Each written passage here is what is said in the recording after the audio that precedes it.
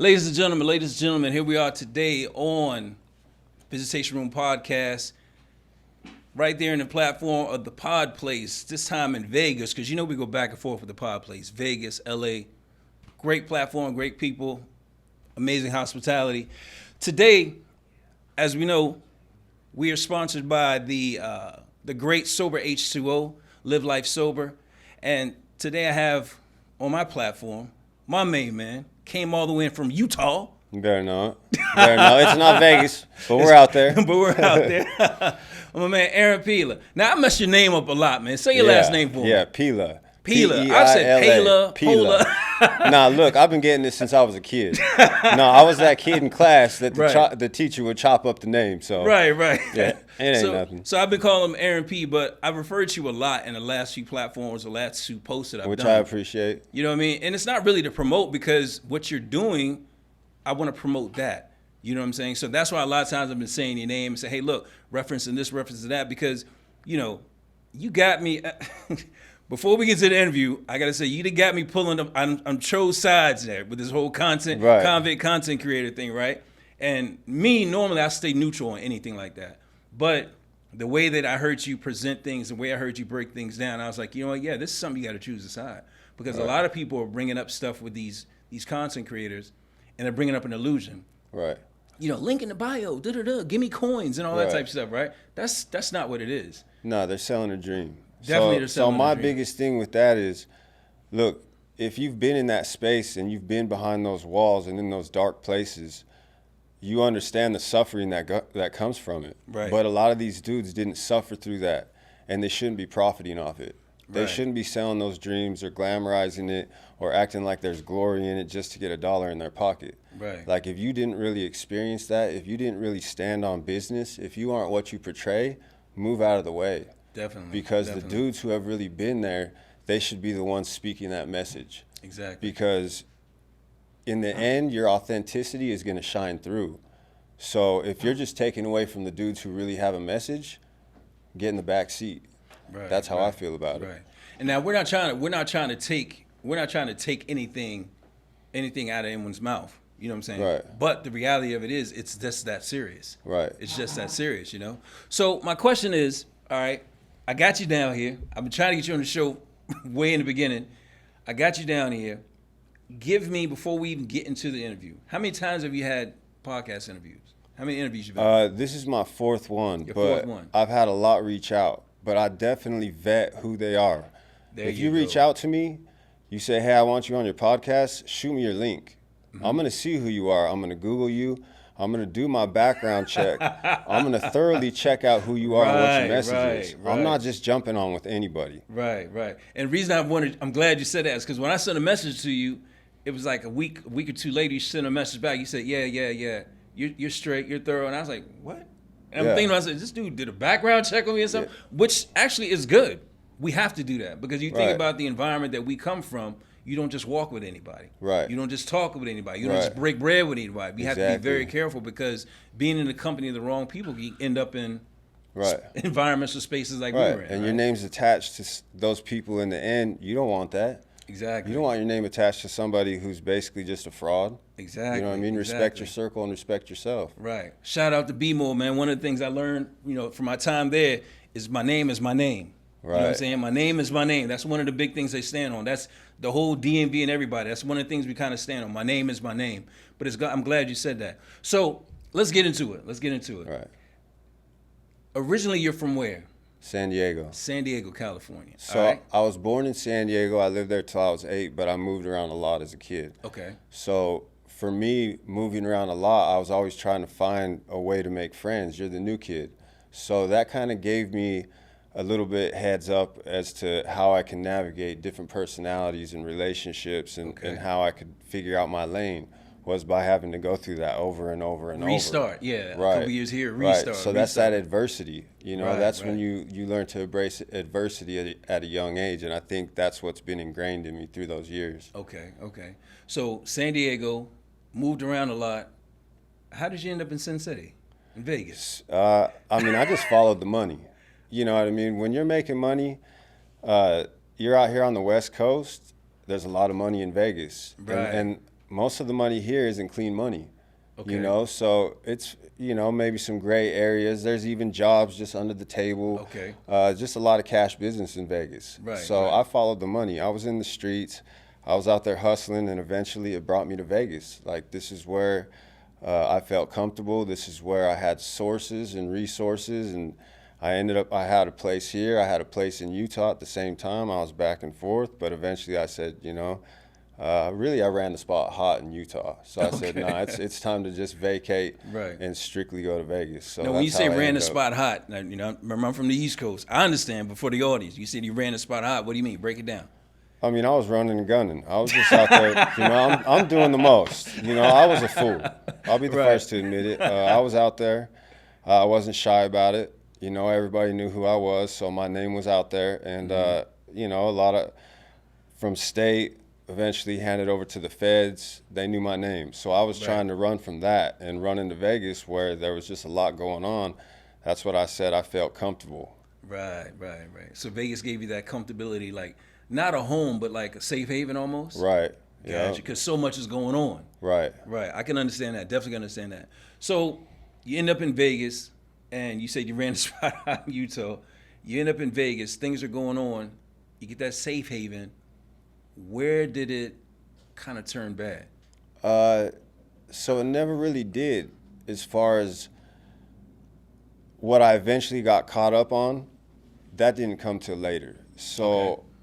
what I go to jail for, or prison, I catch a gun case. I'm out here at one of the bars. I got a pistol on me.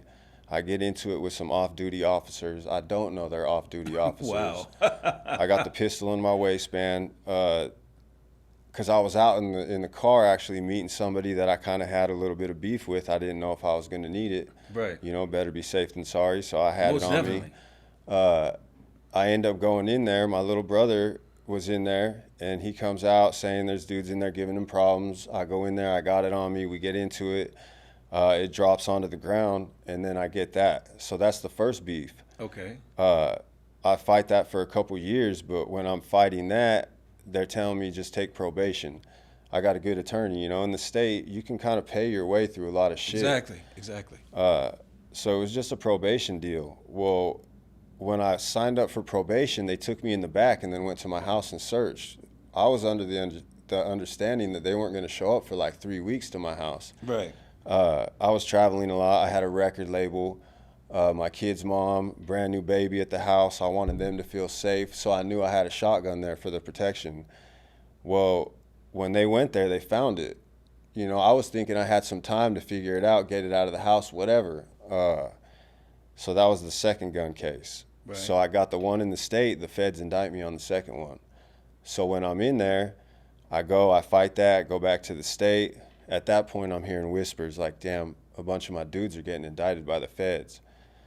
So there's 24 people, 4 separate conspiracies. They unseal those indictments back to back to back. I'm sitting in prison already. Wow. But I'm hearing about it. My attorney's coming up to talk to me. He's letting me know, like, hey, you're not named as an unindicted co-conspirator. You know, you're probably just tripping. Right. In the pit of my stomach, I know. Like, You just feel it. You feel yeah, it. you know, when you're doing dirt, you know, you're always trying to be one step ahead of those phantoms, and they're on your back. Right, So right. you know it. You can feel it. And one day I call home, DEA's at my house, and they're taking my kid's mom into custody. I had a year left on my sentence. So Wow.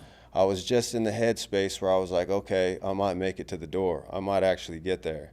And then I call home, and that's going on. I'm like, it's over with. It's A over. wrap. It's over. finally come crashing down. You See, know? so I got to say something about that, right? It's a question, really. The difference between the state and the Fed is, it's like, and I've heard a lot of people talk about federal situations, right? A lot of times it seems like they just let you run.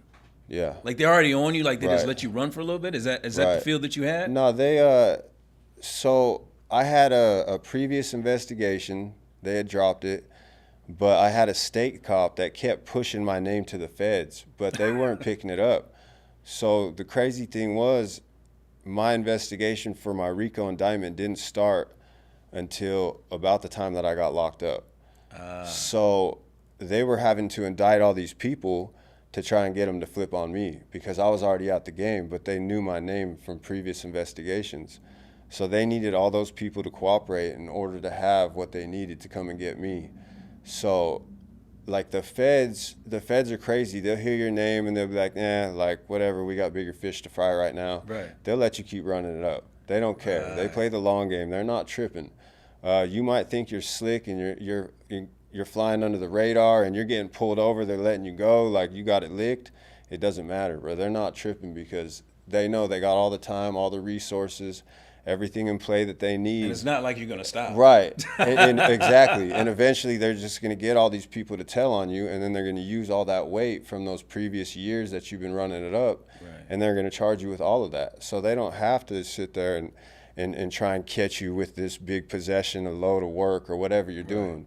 I mean, they just let you go. Like, listening to you say it like that, I'm picturing, all right, you seen the movie American Gangster, right? Yeah. I'm picturing like when they put one guy's picture up top, oh, yeah. And it had all the other little pictures like that. Oh, yeah. And when you think about it now, there was probably a board somewhere. Yeah, I got a picture of it. Oh, you got a picture of that? Yeah, I got a picture of it. That's crazy. It was in my discovery. Wow. So, crazy thing, too, actually, somebody had sent it to me like 2 days ago because it was posted on somebody's Facebook account. And they're like, hey, I don't know if you've seen this. I just wanted to send it to you, right? So I got the picture in my messenger, and it was a picture of me at the center with, my two top dudes, right. with dudes below them with the separate conspiracies. That's insane. So that's that insane. shit you see on the movies, those boards, that's real. That that's was how real. they set it and up. You were at the top. Yeah. It's insane. I mean, the federal system is way different. It's very different from like state because like in my situation, they found like the local crackhead and said, hey, him. You know what I'm saying? Right. And it was like, all right, it was a wrap. You didn't take much. But it's one of those things too, man. When I look at, because I hear you talk mainly about the federal situation, but you were state at one time before you went to the feds. Right. So you're doing your thing. You ran it hot, like you said. You go state, right? You're doing your time. You think you're about to come home. They're on you because they got enough now, right? Right. They got enough. We're going to come back to that whole thing because you said people that were under you kind of rolled on you, right? Right. That loyalty, love, betrayal thing. We'll come to that later. But this happens. You're supposed to be going home. They come at you. Now your lawyer was saying you weren't a co-conspirator or anything like that. What is he coming to you now that they're coming? Does he come back to you again? So that was out of Vegas. So I had a federal attorney in Vegas, state attorney in Vegas. So when I'm in state prison, he's coming to see me. But when they indict me out of Utah because most of the people that are on my case are out of Utah. Oh, wow. So it's really a 5-state indictment. But because the investigation starts in Utah and a lot of my co-conspirators were up there, that's where the indictment's unsealed. So I go up there, they take me off the yard, fly me around. When you say off the yard, you mean in the prison? Right, because I'm at FCI Phoenix at the time. So they fly me around, get me to Utah, and then I have a new attorney, and that's like a 3-year fight for my life, basically. Right. So I get a new attorney, and, shout out to her. She was like more than an attorney, because at that point, I knew confiding in anybody was going to be detrimental to my case. And what do you mean confiding? Like talking to anyone? Right. So you mean other inmates or just anyone in society? Anybody, period. Anybody, okay. I didn't want to put somebody in the line of fire by calling them and them tracking that number. Who is this person that he's calling? Next thing you know, they're being investigated. Right. So I wasn't calling people. I wasn't writing. I wasn't trying to let that net stretch any further. Right. And my attorney was basically the only person that I could talk to. And like I said, shout out to her because she saved me from some dark times. I mean, she would show up once a week. She would bring my discoveries. She would bring me books. She was just a huge book lover, which I cultivated through that process. Just all kinds of self-help business history. Mm-hmm. She put me up on a lot of gems. So she got me through that 2.5 years. And most attorneys don't care like that. Right. But you were fighting for your life. So to have someone like that's a godsend, though. Right. Absolutely. Definitely right. So, okay. Because, on my platform, I don't like spend a lot of time I've seen you on some of the other platforms, right? Some of the other podcasts, and they go into the details of what it was like and all that. We'll touch on it, but I really want to go to the mindset. You know what I'm saying? The Right. mindset and everything that came after. You know what I'm Okay. saying? But okay, you go Fed, basically, Right. as we say, you go federal system. You know what I Right. mean? What is that like? I'm asking this because I don't know. I had one charge that could have been federal, and I took a plea to get away from the gun that would have made me federal. I was Right. like, yeah, I want no parts in it. You know what I mean? But what is that whole situation like? And I heard a friend of mine tell me, he said, when you get your green sheets and it says the United States verse, Right. what was that like to you? No, that's when the gravity of the situation really hits you. Because the whole You know, United I love States. my country. Right. You know, USA, the freedoms that we have. Exactly, definitely. You know, we have to be grateful for that. You know, when you look around the world, you know, there's nothing is perfect in life. Right. But, you know, America's still the greatest country on earth. Yes, sir. To see that country that I love against me, that was heavy. You Right. know, I'm sitting in there in that courtroom. The federal courtroom is unlike state in every way you could think because it just exudes power. You know, just the Wow. way they have it set up, from, you know, the decor to how the judge sits, to the way they're dressed. Like, Right, you just right. know it's a whole Right. different aura. So you step into that courtroom and you can feel the power. You know, you just know what it is. So the weight of that indictment, you know, and looking at it, I'm facing, you know, the 20 to life. I have multiple other charges under that, but, you know, seeing all my co-conspirators on there, it was This just, is on your discovery. this was just my indictment. Oh, wow. My discovery was 13,000 pages. So I sat in there and read every page of it. 13,000 pages? Right. So it was thorough. You know, the feds are thorough, even on a small case. Like I said, they have all the money, the time, the resources. Right. They're going to go through everything. So, you know, everything from financial records, social medias, text messaging from people, pictures of us at casinos, just shit like that. Wow. All the way down to like all the proffer statements where people cooperated against me. It was just, you know, it was a lot, and even things that were irrelevant. You know, they're just gonna cram that paperwork down your throat, make you Right. go through everything just to see what they got. So to try and, okay, because as you're saying it, and you're saying the description you gave was amazing. I appreciate that because I've never been in a federal courtroom, right? Seen it on TV, but I'm picturing the whole setup as you said it, right? That's awesome, but it's also very scary, Right. It's very scary. So now you got it. You're in the courtroom. What happens? They got everything, really? Right. Are you So- fighting, or are you just looking for the best deal? Because a lot of times I heard people say when you get in there with the feds, you're just looking for the best deal. Playing with the feds is like playing poker. You know, it really is, because, you know, you're trying to portray something. You're trying to act as if you're going to go to trial. That's if you don't cooperate off the rip. You know, they 'cause say a lot in a of drug people case, cooperate off the rip. 80% of people in the feds cooperate on drug cases. Right. So it's all posturing. You know, you're going to go in there, you're going to say, I'm going to trial. I don't give a shit what you got. Right. You know, they're going to say, we got something for you. Mm-hmm. You know, we're going to kick your head in at trial, try us. You know, Mm-hmm. it becomes a game like that. But you try to find as much leverage as you can, really, to get the best deal that you can. Okay. So I was screaming trial. You know, whether or not I was going to Were go you there. snatching? Were you snatching? I mean, When I say snatching, like were you like trying Right. to pump faking? right, I asked myself the same question. You know, I had a lot of sleepless nights thinking about trial because, you know, the unintended consequences of living that life, you know, it's far-reaching. Right. And my kid's mom was on my case. Oh, wow. You know, my son. Yeah, that changes the whole. You know, there was a lot of different factors. So you go through that, and you might scream and kick and, you know, faint and throw jabs and act like you're going to do this and that, you know, and then your pride gets in the way. You know, all your dudes, and these aren't just people that I worked with in the streets. These were dudes that, you know, they were family to me. Like, that's how At deep that it ran. time, these were these Yeah, are your you know, close. they say the only people that can cause you pain are the people that you love. And these are my brothers. You know, I loved them. Like, Right. we went on vacations. Like, I helped with weddings, funerals, rehabs, you know, crazy. attorneys for all these people, whatever they needed, whatever I could provide, that's what I was doing. Like, there wasn't anything they couldn't ask me. So we went through all these things, the struggles in the streets, standing shoulder to shoulder, Right. you know, taking on each other's beefs, all the burdens that come with that. Like, that's what we did. So And that all to read translated that, to they're on your paperwork. right. So to read those statements, you know, you tell yourself, oh, he won't say that. There's no way he's going to get on that stand and say that about me. With me sitting there in the courtroom, he's not going to look me in the eye and do that. Right.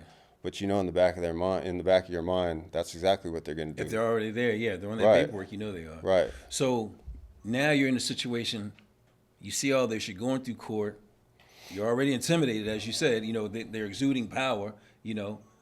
What was it like when you realized, okay, I'm not coming home, I'm going to the penitentiary for this? Because I don't even know what your sentence was. I don't even know what you were sentenced to. So I knew from the beginning I wasn't coming home for a while. While you one were way in or state, another. you knew you weren't coming home for a while. No, the minute they unsealed that indictment, I knew. Okay. I walked right upstairs. I wrote my kid's mom a letter. I said, do what you need to do, and I accept it. I'm not coming home for a while. Somebody's got to be there for our son. So I had already known in my heart, like, you're going away for a minute. You know, this is what it is. The DEA had come. They took me off the yard while I was down there. I was outside playing basketball. I bumped heads with somebody. They sent me to the LT's patio. This was 3 days after I'd called home. Mm-hmm. I go up there. He says, oh, we have somebody here to see you. I'm like, I was kind of expecting it. You know, Right. I go into the visiting room. Like 10 minutes later, the DEA walks in. So, What was that you know, like? It's like something off a movie, right? yeah, you know, that was, you know, I've been in those situations. The first interrogation room I was in, I was 15. My older brother was in the room next door. So I knew the games that they play, you Right. know, the good cop, bad cop, the manipulation. Like, I already been through it. Obviously, it's a different ball game when the feds and your mom is sending you, because I didn't know anything besides what my mom was sending through the email. Right. So she was sending me the newspaper clippings, copy and paste, emailing them to me, and it was, you know, kingpin charge, 20 to life. Man. You know, all these things they were saying about me, they were just portraying me, you know, in the public eye as this terrible person. Right. So I had an idea of what was going on, but when they walked in, and of course they were trying to mentally break me down and just let me know, like, you know, you're fucked. We got you. Right. We Nah, got you. you can fight us all you want. You're fucked. And they were saying, you got wiggle room, you know, cooperate too, because all your dudes already cooperated against you. So they're trying to get you to, Right. so they're trying to go further up the ladder. Right. Right. Right. So, you know, I told you I worked in the music industry. They wanted me to cooperate against somebody that I worked with that I produced music for. And then another one of my dudes out here in Vegas. But, you know, they were saying that's my out, you know, take it. Right. Everybody else took theirs. And they weren't bullshitting. You know, I had 30 co-defendants, 27 of them cooperated against me in the end. So 3 of them stood strong with me. But still, I was refusing in that moment to believe it. But I knew in the back of my head when they said that, it's a wrap. You know, you're going away for a long time. So you did mention, you said you went upstairs, you wrote a letter to your child's mother at the time. Right. I don't know if you were together with her, but you were like, hey, do what you got to do. Because she was on your case, right? Right. I think that right there to me is already saying the development of who you are today. Reason being, because I know from my past situations and stories that I've heard, people rat their mother, sister, daughter, kid, they'll rat anybody out once you get behind those bars, right? And they kind of forget, okay, yo, I was into this. This is what I was into. This is my part of it. I'm just gonna give it up. I want to get back out. You know what I'm saying? I'm not gonna get on the whole snitches get. I'm not promoting any of that. Right. But I'm saying you automatically, as a father, you know what I'm saying? I don't know if the two of you were together, but you were like, hey, look, do what you got to do. Someone's got to take care of our kid. That right there to me speaks volumes. You know what I'm saying? Me knowing what I know about you now, it seems like it might have started then because I don't know you prior to, you know, when you ran it up in Utah, as you say. But so you get into these environments. You're in this situation. Skip straight to it. You go to prison. Right. You go into the feds. Right. First place you went. So the first Fed yard I went to was Phoenix FCI, which is a medium custody. Okay. Let me give you my mind state first from the beginning. So when I go into prison, you know, I basically have about 5 years. In my mind, For the gun. This is for the gun, yeah, right? for the 2 separate Okay. gun cases. I'm telling myself, like, get in there, do everything you can, gain the knowledge, the strength, really internalize, and just build yourself up into the ultimate you. So when you get back out, you can get right back to it. So your mind is already Right. focusing on getting back out. Right. Get right back to the game. That's what I'm talking about. And that's what I'm telling myself. Like, these people out there, I'm going to be hungrier. I'm going to be stronger. I'm going to be more equipped. I'm going to get out there. I'm going to do my stuff. So so hold on. So your mindset before this is before the feds came, right? Mm-hmm. You're already saying to yourself, when I get back out, I'm going right back to the hustle. That's what you're saying? Yeah, absolutely. You're going to get money. Right. Where'd that come from? Just a dummy, bro. Just, you know what I mean? Just, there's no way around it. I think I found comfort in that struggle. Right. And that's what I grew accustomed to. The camaraderie, the relations through trauma, through struggle. You find that, you seek it out, and you find comfort in it. And that's where I was at. That's where my heart was at. Everything I'd done prior to going to prison was to be a better D-boy. Like, that's all it was. I went to college. I took business courses. I did all these things. I got clean. Right. It was all in the name of being a better drug dealer. Right. So when I went in there, that didn't flip. What flipped? The mindset is still. Right. What flipped, and it wasn't even that when they gave me the extra 12 years, that didn't flip the switch. What flipped the switch was feeling that pain of the betrayal. So you learn through loss. Okay. Okay, I understand. The hardest lessons come from loss. Right. Right. You can say the time, but when you lose the relationships and you lose that comfort and everything that you've known, you're going to sit back and reflect on a deeper level, and you're going to come to terms with some real shit. It's good that you brought that up, that you gave us that mindset, because a lot of people don't admit to that. Me, myself, I consider myself a dope boy too, you know what I mean? But I know once I got popped, I said, yeah, I'm done. You know what I'm saying? I was like, yeah, this is a wrap. I'm not. And even still to this day, I've had some thoughts every once in a while. I'd be like, you know what? Maybe I should. But that's like, nah, it ain't worth it.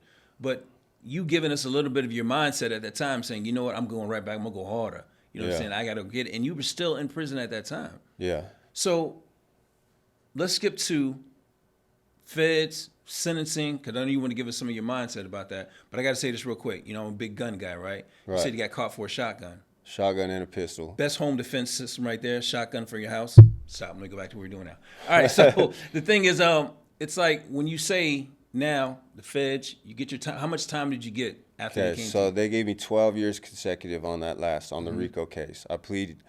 I don't take the kingpin charge. I plead out to the money laundering and the conspiracy aspect of the RICO. Okay. So they give me the 12 years consecutive. So I end up with 16 and a half total.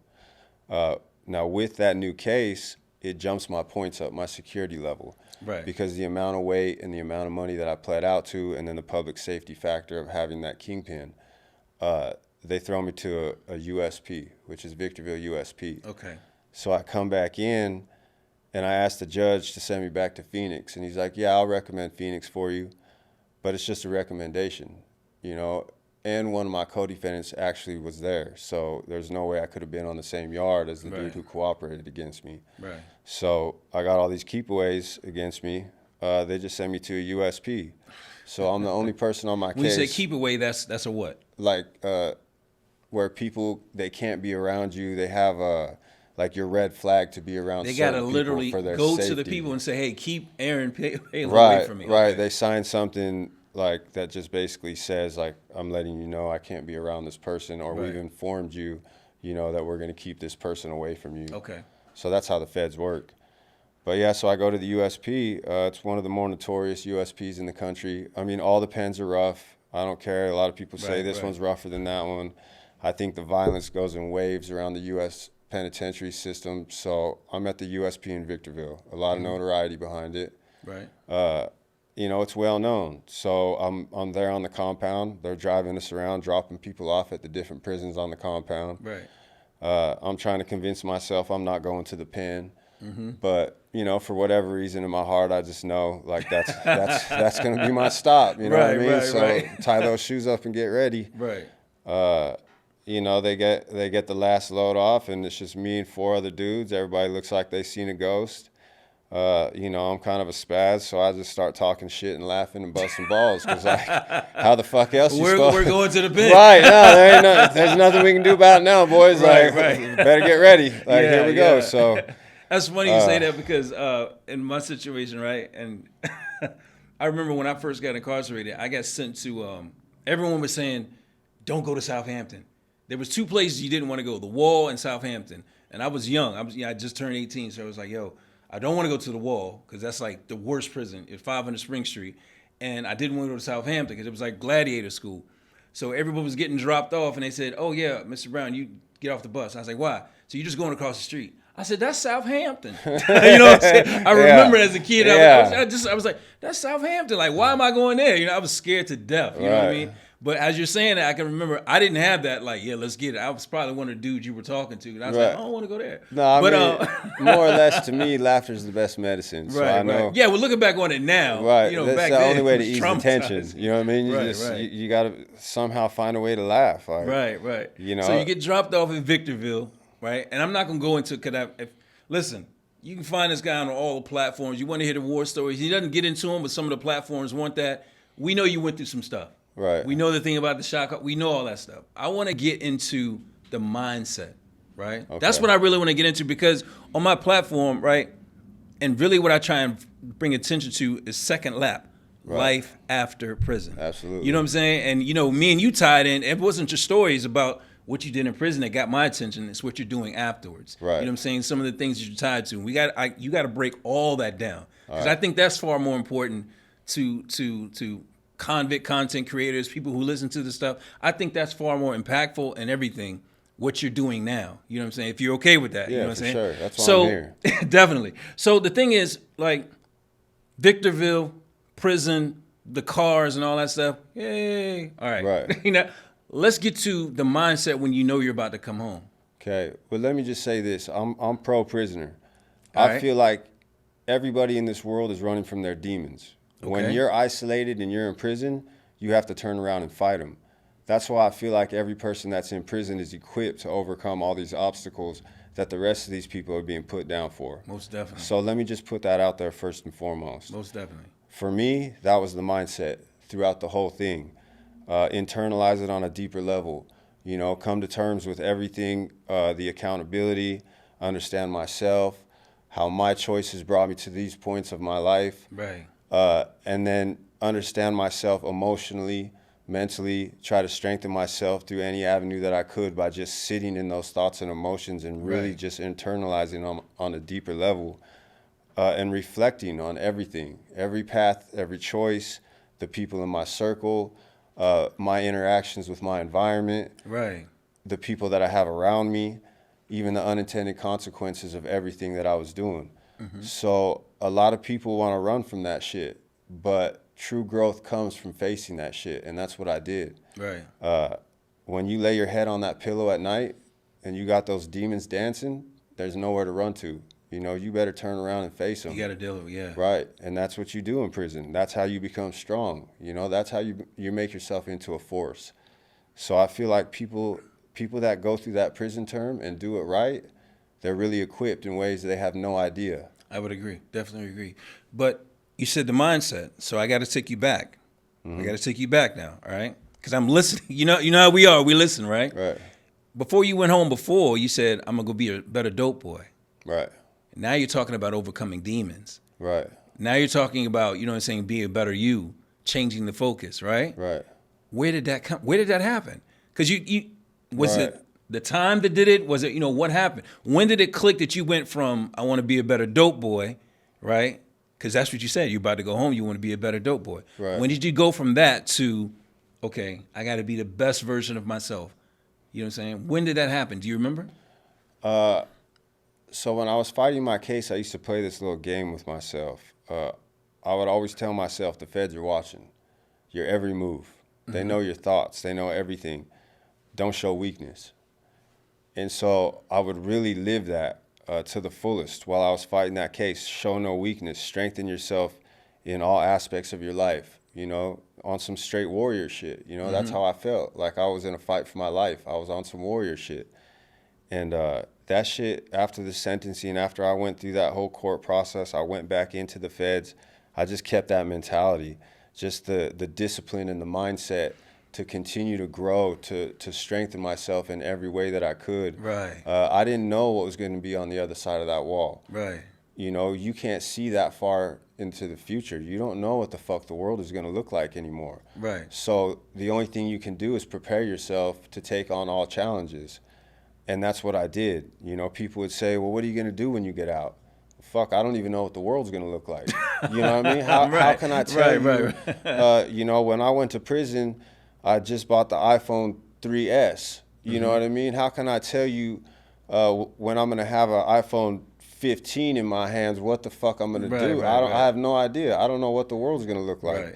But I knew that I could prepare myself the best way, mentally, emotionally, physically, spiritually, all these different things. So that way I was up for whatever the challenges were that came when I got out. So that just, over time, it just switched from, that died. No, that was over with. That person died. Yeah, that was over That with. mindset was gone, right? Yeah, that was done. Okay. And then you, I'm going to say more if you became or were blessed to become the person, or Right. no, you challenged yourself. Right. Right? You changed, you challenged yourself to do. And I think that's crazy because there was something, and like just the other day I celebrated my 7th year, right? It was my 7th year being home, right?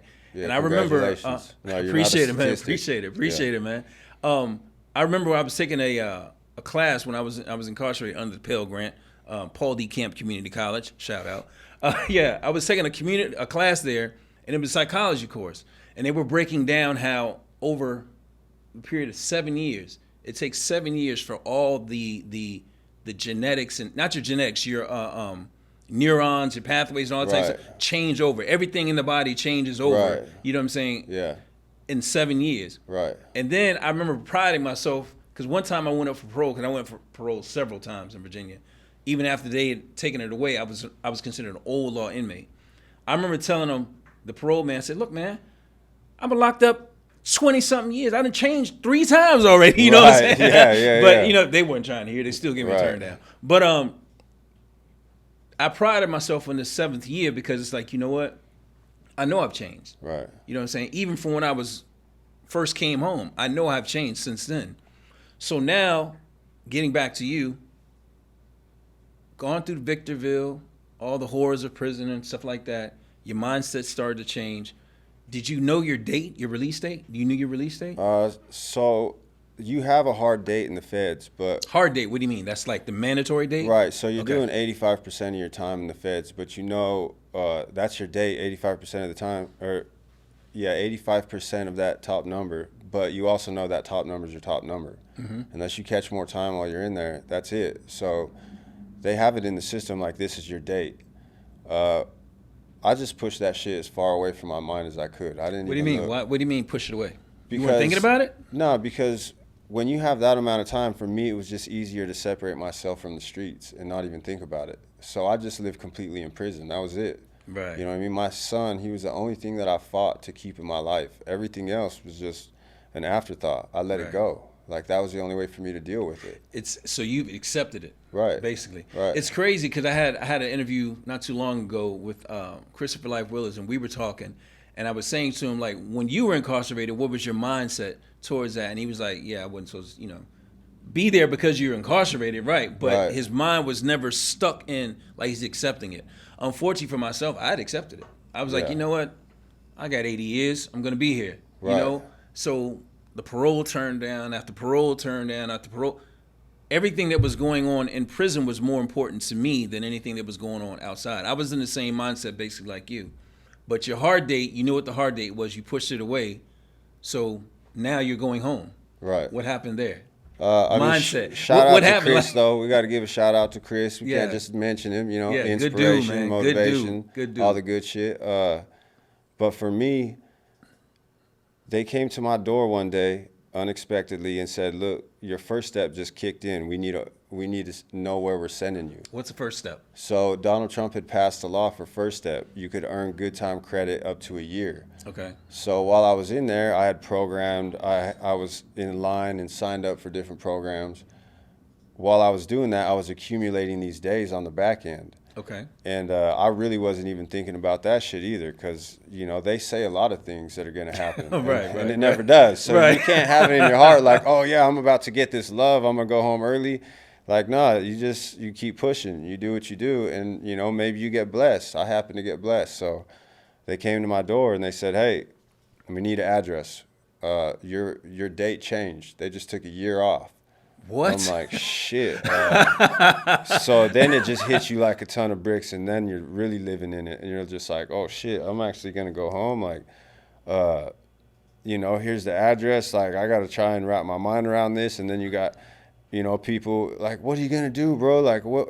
I don't know what I'm gonna do. Because when I say, we understand you were in prison, but like I just compared, you were in prison. I'm pointing to my head because mentally you were there as well. Right. Right. So they're saying you go home in a year, so you can't wrap your head around it? No, I'm going home. I'm going home in 3 months. Wow. You know, they took that year off, and all of a sudden it moved my date to just like 3 months from then. Man, that's heavy. So I'm like, you know, in real time trying to absorb that shit and figure out, okay, what's the world gonna look like? Right. I went in when I'm 28. I don't even know what I'm gonna wear. Like, you know what I mean? I don't know anything. Like, you know, I'm calling my dude like, hey, I need you to send me some clothes. He sends me some Lululemon shit. I don't know what the hell. You know, what's Lululemon, bro? I don't know what you're talking about right now. I got you. Send you some Lululemon pants and some Air Force Ones. I know what that is, but I don't know.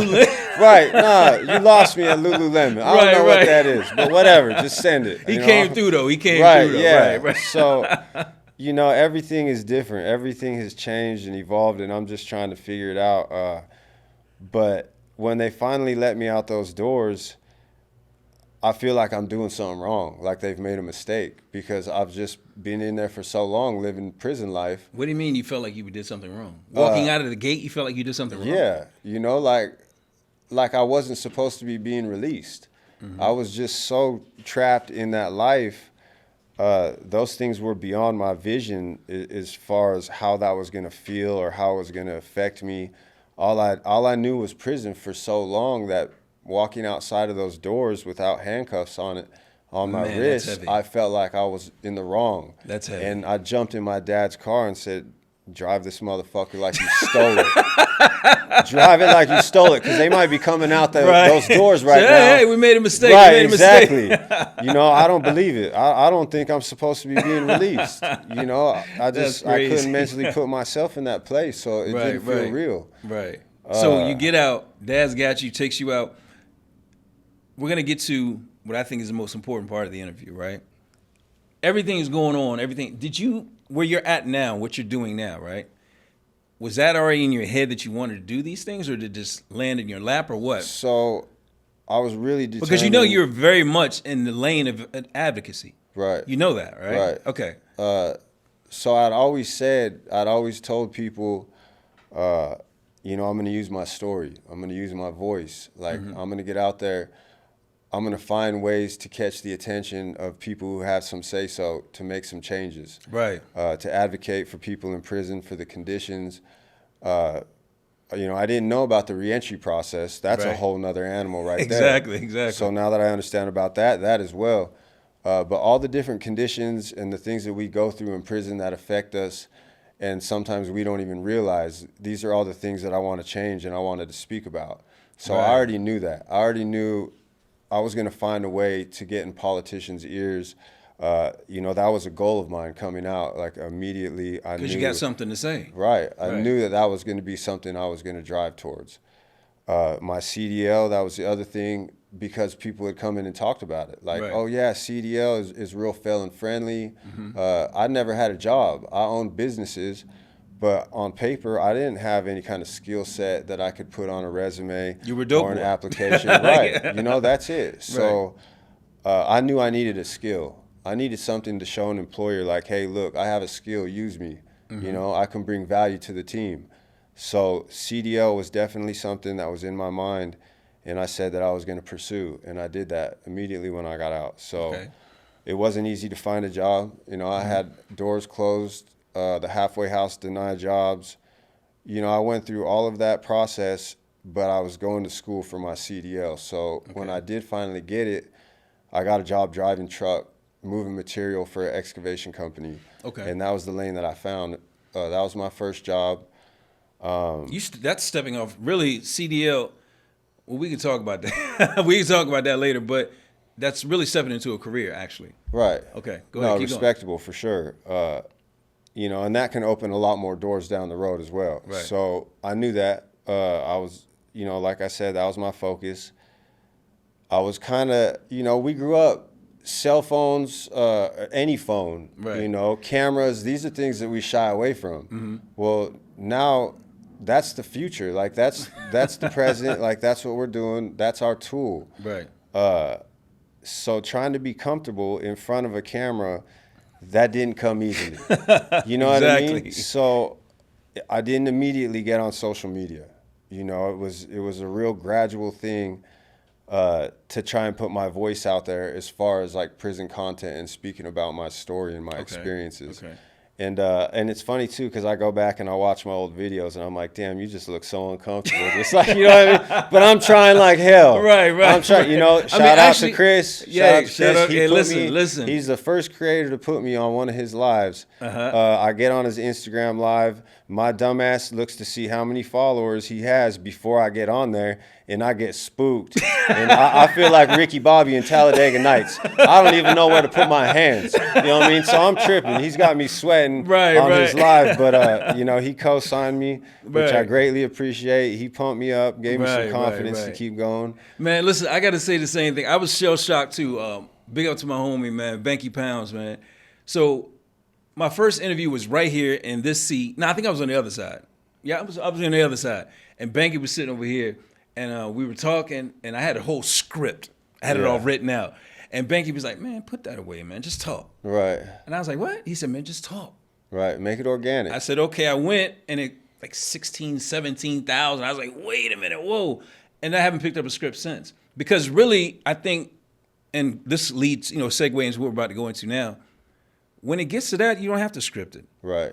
If you're really about that life, advocacy, that's something you're real about, right? Right. You don't need a script. Right. It's just natural. Right. You know what I mean? And then, like, you know, you got me choosing sides on this convict creators. I almost feel like I'm in a beef almost. But it's like, you know, a lot of those people that are doing that, the men and the women that are doing that stuff, and they're just doing it for the likes, or link in the bio, all the crazy stuff. Right. You'll have your run and then it'll fade away. Right. You know what I'm saying? But when it comes to something like what you're doing, and I need you, this is a segue into where I want you to go with this. Right. What you're doing with some of the movements and so on and so forth, that's eternal because that's making an impact. That's bringing about a change. You know what I mean? Right. And I think, again, it's testament a lot about you, where you're at mentally now because, again, I got to point that out. You said, yo, I was trying to get back out to sell more dope. Right. That's what I was, right? To now, the lane you're in. So tell me about some of the projects, because you're out of the penitentiary now, right? Right. You're out, you're here, halfway house. I don't want to get into all that stuff. I'm worried about that. Where you are right now, tell me some of the things that you were working on, some of the projects that you're involved in. Okay, so being on social media, using my voice and my story, I was able to connect with different people in the same lane, with the same vision, same goals, and the same passions. So through that process, I ended up linking up with Christine Amador, who is the head of an organization called Loved Ones Coalition. Shout out to Christine Amador. Shout out, big shout sis. out to Chris. Yeah. So Chrissy, she's doing her stuff. Her husband was in prison, so she was personally affected by how the federal system treats not just the people in prison, but their loved ones. Right. She was being denied visits. They were throwing away his mail. They were doing all these things, just little petty shit, to be vindictive and malicious because she wasn't letting them get away with it. Right. She was pushing the envelope. She started a Facebook group. She got a lot of the other prison wives to join in, write letters, do everything they could to bring attention. And that snowballed into this organization called Loved Ones Coalition. Loved Ones Coalition, so there it is. You bring it forward to right now. Christine's out there. She's talking to people in Washington, D.C. She has direct lines to the deputy director of the BOP. And to that's big. Yeah, that's a direct major. line to, yeah, that's big. Right. That's big. Keep going. And the assistant deputy director, Josh Smith. So she's able to communicate with these people and let them know, hey, these are the situations going on in these prisons. So through my platforms, I've had a lot of people reach out and just let me know, like, hey, this is what's happening. You know, it's no secret. There's cell phones everywhere in the prison systems now. Right. So a lot of these dudes are able to capture this shit on pictures and send it to us. Like, check it out. This is what's going on. So at that point, there's no denying it anymore. Because a lot of the shit that these people that work in prisons have been able to get away with is because they can sweep it under the rug and say it doesn't exist. Right. Well, now the light is bright. You know, people can see it with their own eyes. And they can understand, like, okay, it's not just prisoners behind the wall crying about some shit. This is actually happening. They're being treated like dogs. 95% of them are coming home. Exactly. You know, who do you want living next door to you? You know, and I'm not saying you got to give people the pillow top mattress with the fucking 5-course meal or none of this shit. Just treat people with some respect and some dignity and give them the opportunity and the chance to make those changes. So when they do come home, there's somebody that you would want living next door to you. Right. You have completely rated R my show. I just wanted to let you know you're the first one to do. But anyway, back to what you're saying though. But it's big again. Big shout out to Christine, man. It's what she's doing because a lot of times people get a wrong perception of a prison wife. You know what I'm saying? And she's not just a prison wife. You know what I'm saying? She as well as all the others who are in the group and so on and so forth.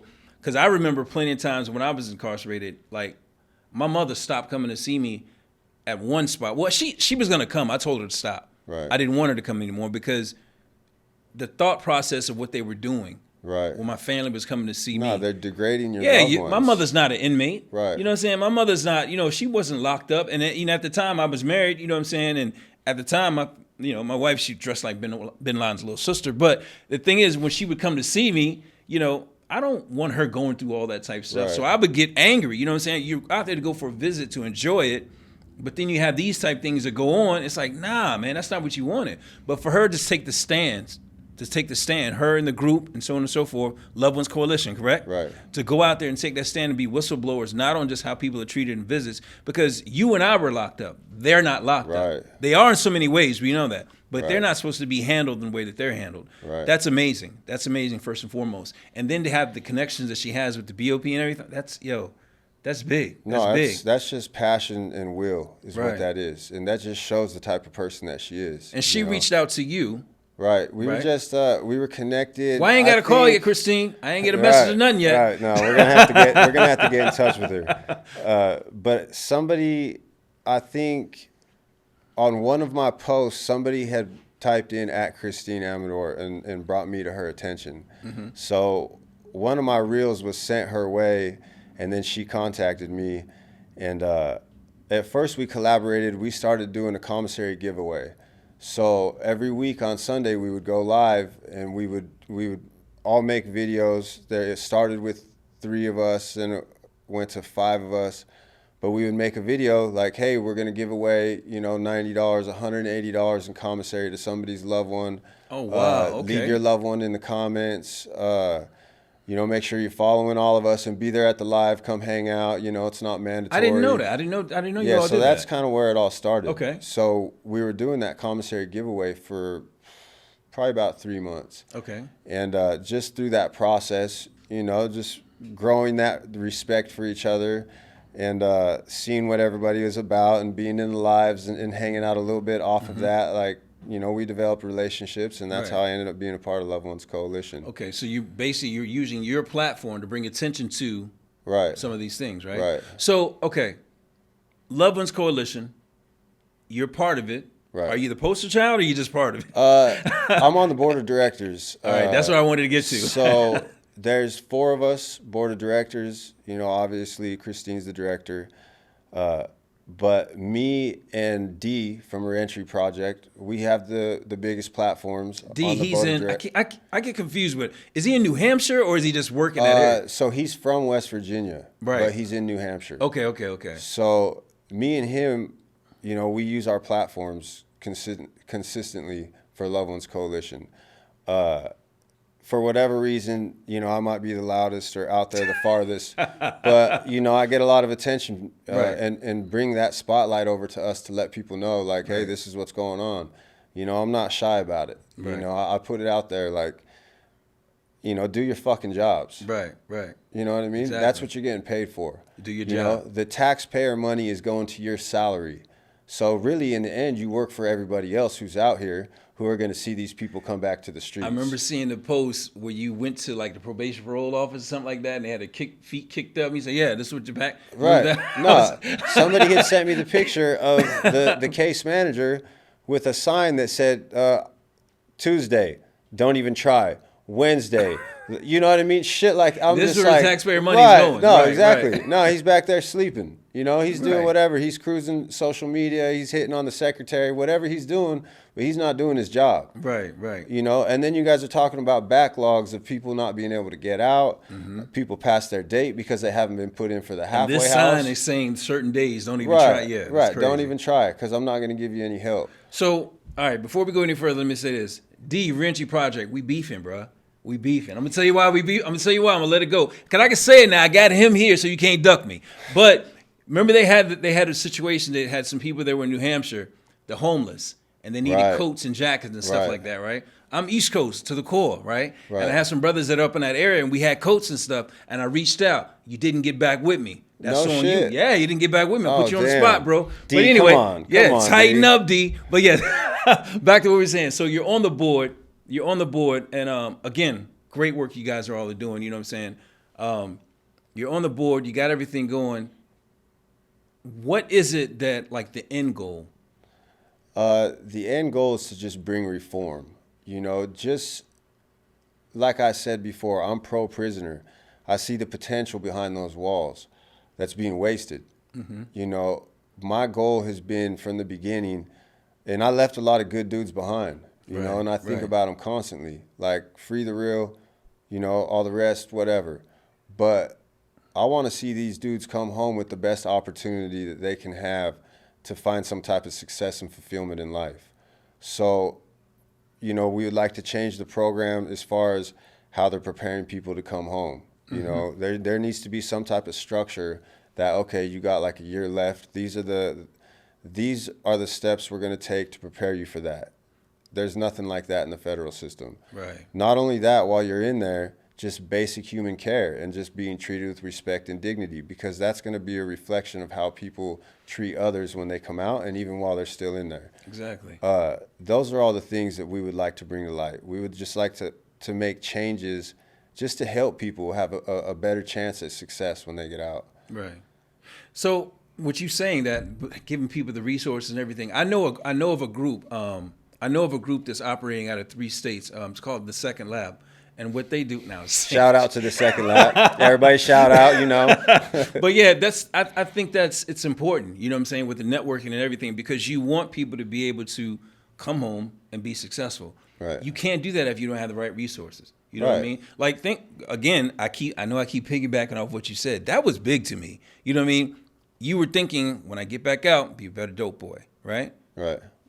Your mindset, you didn't think about the resources you had. You didn't think about the mindset. No. You didn't think about reacclimating in society. You weren't even thinking about the harm the problems that you're causing and the harm that you're causing to society at all, were you? No.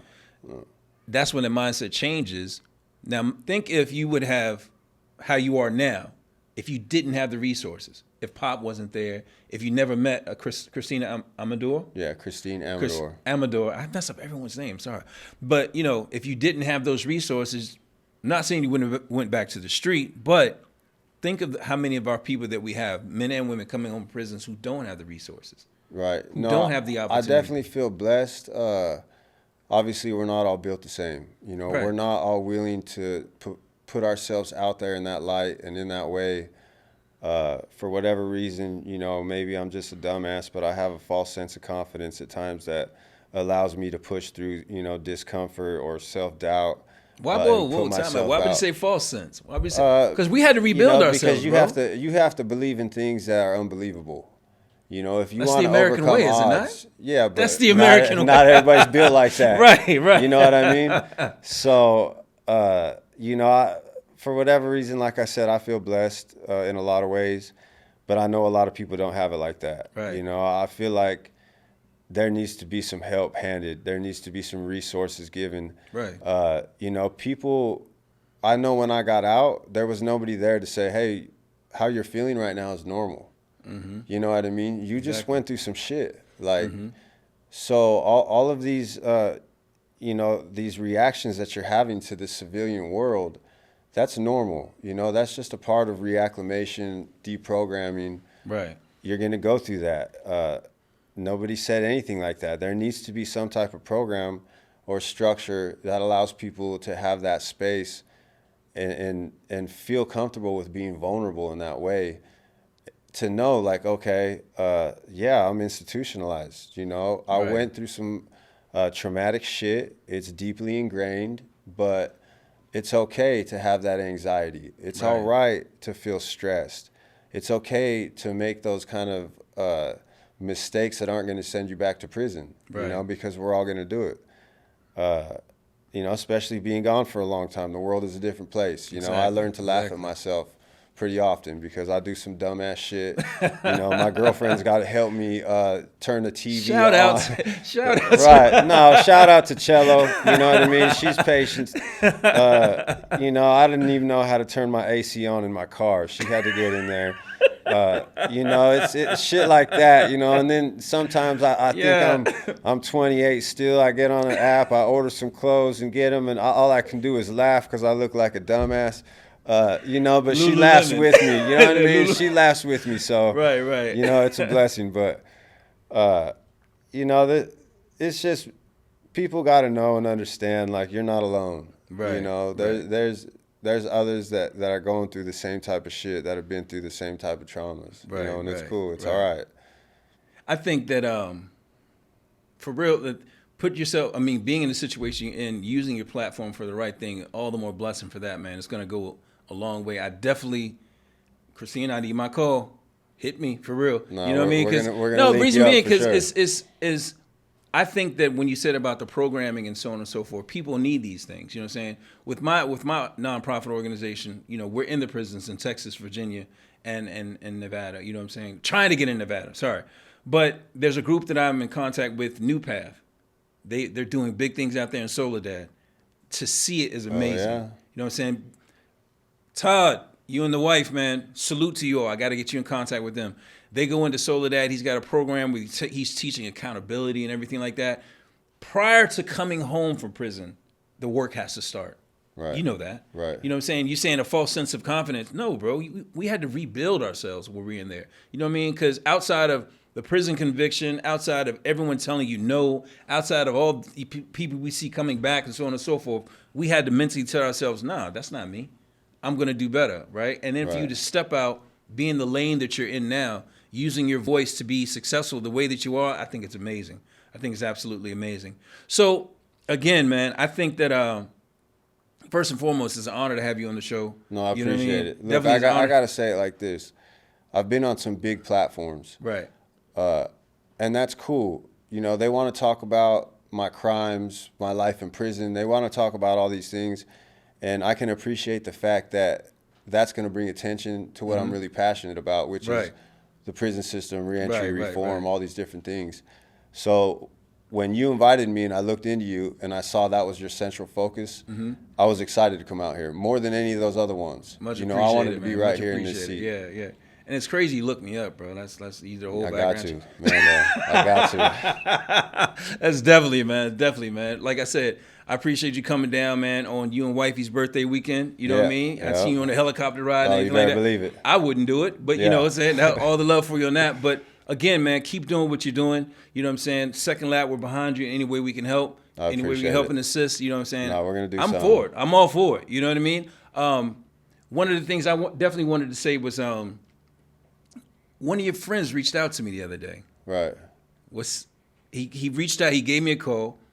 I didn't know who it was. It was a prison call, so I'm taking it. You know what I'm saying? So I will say that prison calls, if you call me, I'm taking the call. Just don't call me no crazy hours. You know what I'm saying? But yeah, he gave me a call and he was telling me about his situation, his case and all that type of stuff, right?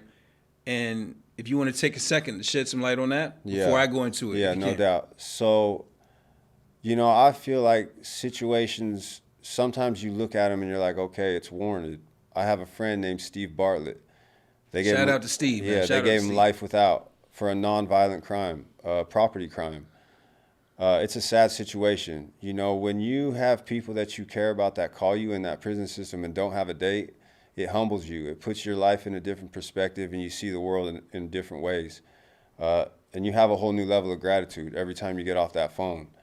It's sad that that's the cost. You know, he doesn't deserve to be where he's at in the mind state that he's in. He's fighting through that appeal process. You know, I'm doing everything I can to bring light to his situation through my social media and just people like Amir, anybody that I can reach out to. You know, this is a dude who I was actually in state prison with and then at the USP in Victorville. Now, when you're in those situations where that stress and that pressure is heightened, you're going to see somebody's true character. Right. You know, violence is rampant, so you're going to see what people are capable of. This man isn't capable of violence on that level where he needs to be locked away for the rest of his life. That's a fact. He's a good dude with a good heart. He made some mistakes, but that shouldn't be a way for them to just throw away his life over something that he never even harmed anybody. You know, get to know this dude. You'll understand what I'm talking about. You know, for whatever reason, these judges, prosecutors that have the latitude to just snatch life away for, you know, a property crime, that shit's not warranted and it's not justice. So Steve Bartlett, you know, he's definitely in my thoughts, you know, and hopefully we can bring him home. You know, he's fighting through that appeal process right now.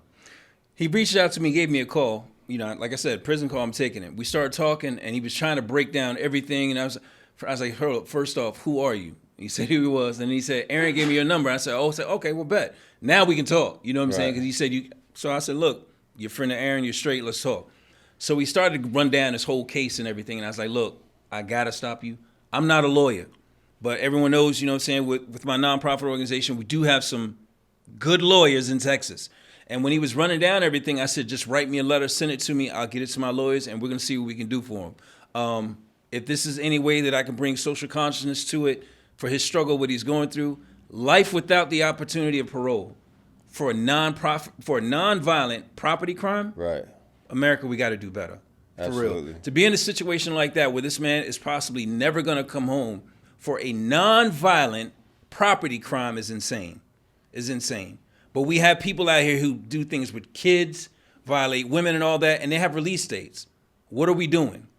We're definitely not doing something right. The justice system, and we said reform, we definitely need some type of reform with that. Steve, I know you probably, if he does, you know, I'm letting you know, as soon as I get that letter, I'm on it. I got a mean team when it comes to the lawyers. Probably the better thing that I have outside of my gun reform crew. Again, shout out to Earl Morgan. That's in Texas. Get that letter to me to see what we can do about that, man. And if we can, free Steve, man. Let's start that. Yeah, no we doubt. Start that up for real. No, I appreciate it. Yeah, he's a friend of yours. He's a friend of mine. We definitely see we can get behind him. But that's the crazy thing about it. It's not just him. There's a lot of people in situations like that. Yeah. No, there's a lot of people in situations like that. I ask him, you know, and he says, you'd be surprised how many dudes are sitting here with the same situation as me. And to me, that sounds crazy. Yeah. Like, how many people are sitting in the Nevada State prison system doing life without over a property crime? Right. It's just, you know, the punishment doesn't fit the crime. That's not justice. Exactly.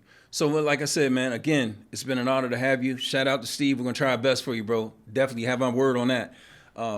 It's been an honor to have you, man. Come down. Appreciate it. Sorry about everything that happened at the hotel. You know what I'm saying? We made it through. Hey, look, it's sad because I would put the Strat on blast, but it's not the Strat Hotel. It's just that one lady, and she is lucky I don't know her name because I would put her on blast right now. But, yeah, man, again, I appreciate you coming down, man, on such short notice. Glad you finally got out here. And, again, man, with that, what you just said about Steve, you're an advocate to the core, bro. You're an advocate to the core. I always will be. Keep up the good work. I see the potential. Keep up the good work. Stay at it. Before I let you go, I got to say I'm beefing with you, too, because I do not have my hat. Oh, you know what? Ain't no excuse, bro. At the hotel. I'm putting him on blast on my platform right here. I don't even wear the hat. I don't have my hat. I know he's the host, so he can get away with it. I can get away with it right now. I'm going to get him. But again, man, listen, hey, Aaron Peila, you know what I'm saying, right here at the podcast place, Vegas. Glad you came up, man. Glad you came down. It's been an honor to have you. And again, everything that we have going on, man, for real. Reach out to me on any of the platforms on social media. Second Lap Media, which is second_lap_media, and the second is spelled with 2ND_lap_media. Reach out to me for any of those platforms. But the attention, what I'm trying to do is bring attention to my nonprofit, which is The Second Lap. You can find us on thesecondlap.com or thesecondlap.org. You know what I'm saying? A lot of people need help in situations like this. A lot of people need to have these things brought to their attention of what's really going on right there. And again, shout out to my man Aaron P. and the Loved Ones Coalition. Loved Ones Coalition. Loved Ones Coalition, man. Make sure you follow Loved Ones Coalition. Make sure you follow me, Aaron Peila, and Peilaroni on TikTok. That's P-E-I-L-A Roni. As he said, time out. Peilaroni? You better believe it, baby. You better believe it. The hats, he wants the hat. This is my brand, CCE. Hoodies, links on my page. You got to DM me for the hats. Link in the bio. Yeah. Well, are you autographing some of them? I saw somebody. Yeah, you better believe it. Okay, I need mine autographed. I need mine autographed. You better quit bullshitting. Nah, because I did that shit as a joke. The first one, somebody took it serious and said they wanted one. So I'm like, damn, look, this is what we're doing? I want it autographed, bro. I want it autographed. But again, man, it's been a pleasure. I appreciate you. Pod Place, man, thank you. Another great interview here, man. Hospitality is great. And we are here. I'm going to sign off Visitation Room Podcast. Love it at all time. And I got to say this, man, just so y'all you do not forget this, man. This show was brought to you again by Sober H2O. Sober H2O. Live life sober. We got a lot of great stuff going on over here, man. Look, come on in. The water is fine, man. We got Echoes of Survivors. It's our group of domestic violence survivors, man, led by Makara Ellis and Rosa Gonzalez. You know what I'm saying? It's a great group right there. We got a lot of good stuff coming on. Check us out, man. Check us out. Signing off.